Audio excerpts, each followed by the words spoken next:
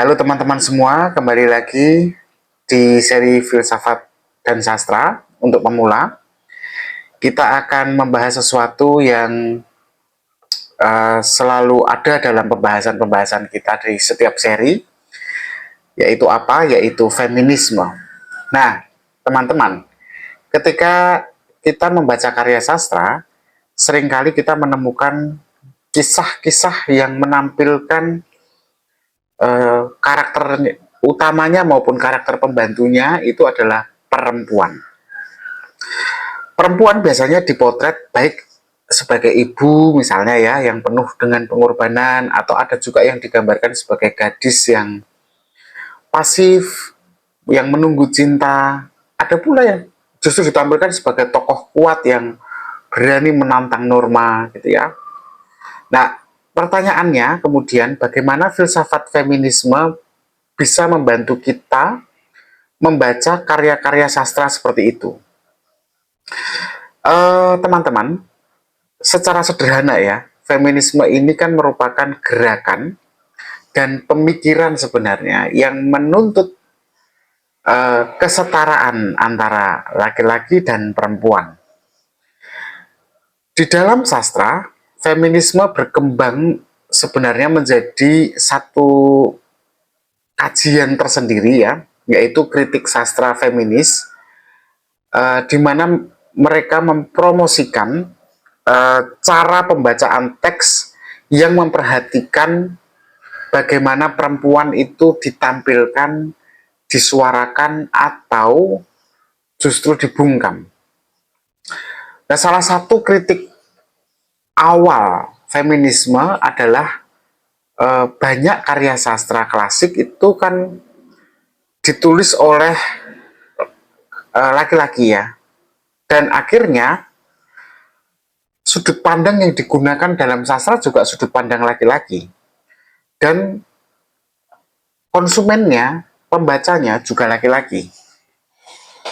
Akibatnya apa? Perempuan seringkali digambarkan secara sempit, hanya sebagai objek cinta, sebagai ibu rumah tangga, atau sebagai pelengkap cerita. Mari kita ambil contoh yang paling sederhana. Kalau kita coba melihat ya novel-novel balai pustaka, tokoh perempuan seringkali diposisikan dalam dilema antara tradisi keluarga dan cinta pribadi.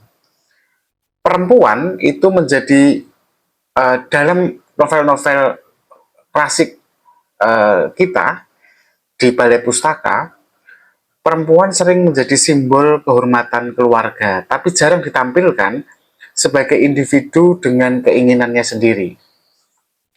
Jadi dari sudut pandang feminis, hal seperti ini kan menunjukkan bagaimana suara perempuan itu dibatasi oleh struktur sosial. Namun, kritik sastra feminis sebenarnya nggak berhenti di situ saja. Feminisme juga kritis sekali menyoroti karya-karya yang justru berusaha melawan pola itu. Misalnya kalau teman-teman membaca atau pernah mendengar novel-novel tulisan N.H. Dini ya di masa-masa lalu ya, ataupun hari ini juga masih banyak beredar, itu kan banyak menampilkan tokoh perempuan mandiri, tokoh perempuan yang punya suara dan berani mengambil keputusan. Teman-teman, dengan kita mencoba membaca sastra secara feminis, kita akan diajak untuk sebenarnya mempersoalkan siapa sebenarnya yang bersuara dalam teks yang sedang kita baca.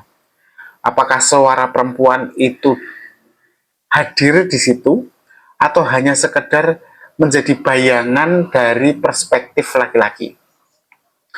Nah, lebih jauh lagi, kritik feminis memang sangat kritis menyoroti bahasa ya. Karena bahasa itu sendiri kan bersifat patriarkis. Misalnya, kata-kata yang digunakan untuk menggambarkan perempuan itu seringkali kan penuh dengan stereotipe.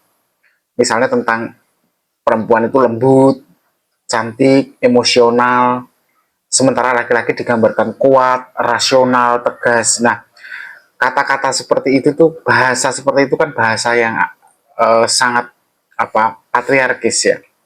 Nah, pertanyaan para feminis kan kemudian, apakah memang benar-benar harus begitu cara pembahasan di dalam sastra? Nah, dari situ kita kemudian dapat poinnya ya, apa sih manfaat pendekatan feminisme di dalam sastra? Yang pertama, feminisme itu membuka ruang keadilan. Karena dengan membaca secara kritis, kita bisa menyadari bias gender dalam karya sastra. Kita jadi tahu bahwa apa yang kita baca itu tidak pernah netral, tapi lahir dari budaya tertentu yang memang sangat patriarkis dan mungkin saja menindas satu pihak, bukan hanya perempuan, anak-anak, atau kaum yang terpinggirkan. Yang kedua, dengan membaca feminisme, itu akan membantu kita untuk punya tafsiran yang lebih kaya. Maksudnya bahwa sebuah teks gitu ya, yang dulu dianggap biasa saja, tapi kalau kita baca dengan kacamata feminisme, maka kita bisa membaca sesuatu yang baru. Karena kita melihat dari sudut pandang perempuan. Misalnya begini, kalau kita baca kisah lama ya, Siti Nurbaya misalnya, itu kan bukan hanya soal cinta yang tragis ya, tapi juga bisa dibaca sebagai kisah perempuan yang hidup dalam dalam sistem patriarki yang sangat membatasi kebebasannya dalam memilih gitu. Nah, manfaat lainnya adalah feminisme ini menghubungkan sastra dengan perjuangan nyata kaum perempuan. Kita bisa melihat bagaimana representasi perempuan di dalam teks itu berhubungan dengan posisi perempuan di masyarakat sebenarnya. Jadi teks itu nggak fiktif-fiktif sekali ya, teks itu justru realistis. Sastra itu bukan hiburan, tapi cerminan ketidakadilan sosial. Tentu saja ada banyak perdebatan ya terkait dengan feminisme di dalam sastra. Sebagian orang ya, khususnya para laki-laki ya, khawatir ya bahwa membaca sastra dengan kacamata feminis itu kadang-kadang harus diakui memang membuat kita justru malah kehilangan sisi estetis dari teks sastra yang kita baca, karena terlalu fokus pada isu politik dan advokasi. Tapi justru disinilah sebenarnya letak kekayaannya ya.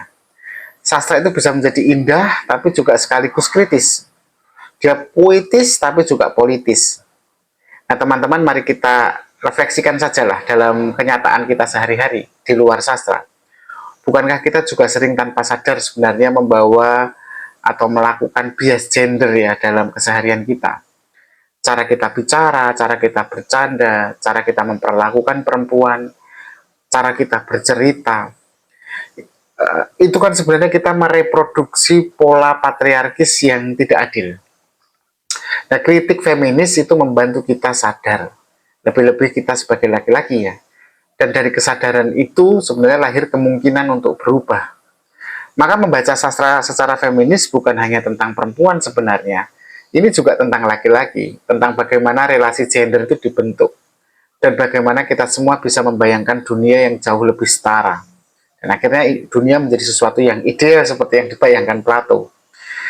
Saya ingin menutup dengan satu kalimat video ini dari seorang feminis bernama Virginia Woolf ya.